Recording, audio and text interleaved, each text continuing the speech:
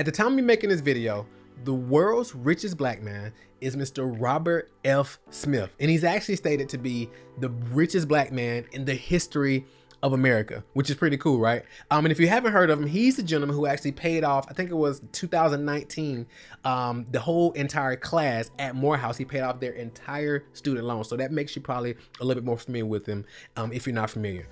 He actually is the CEO and founder of a company called Vista Equity Partners, and basically what they do is they acquire software companies, specifically enterprise software companies. Now, by the way, if you don't know who I am, I'm Marco Russell. I'm the CEO and co-founder of Client Attraction University. Many call me the king of client attraction. And what we do is we help coaches and consultants build stress-free $1 million coaching businesses while working 50% less. Now, we don't get work with everybody. We're actually very, very picky about who we work with, and because of that, we've helped our clients do over $1 billion in revenue. But I love to create these videos, so just for those individuals who we don't get to work with or who's not a fit to work with us, they can actually still take these strategies and these insights to go apply into their businesses. So let's go ahead and get into it. So how did the world's richest black man make his money?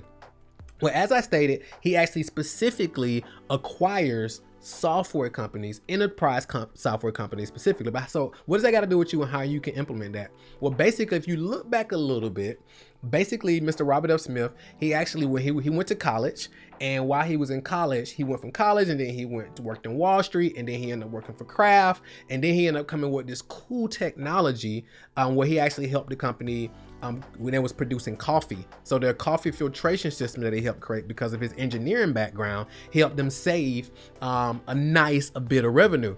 And what he found when he helped them save these millions and millions and millions and millions of dollars, he didn't get any earnings from that, not any significant earnings like he thought. So that actually got him on the entrepreneur path. So then again, fast forward a few years, he actually started Vista Equity Partners, started acquiring companies.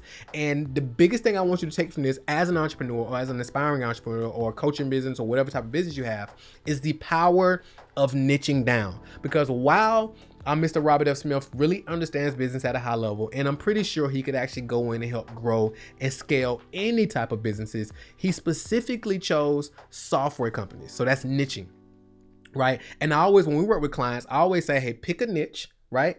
And then when you pick a niche, then you micro niche. So you go even deeper. So for example, while again, they could have bought any type of businesses, he actually said, you know what, we're going to take software companies, because I know about software companies, because prior to all of this, he worked with companies like Microsoft. He worked with companies like Apple and other software companies and helped them create efficiencies in their business. So he really understood that. So it's okay. Instead of going wide like most people would do, he actually just said, let's just go deeper and then help other software companies grow and scale their specific companies. So we went deeper and deeper and deeper into that. And because of that, now he's worth over $8 billion based at the time of me making this video. And his company has over $100 billion of assets under management. So you want to ask yourself, okay, and based on your business, how can you not only niche down, but how can you micro niche? So most people may say, well, I help coaches, or I help entrepreneurs.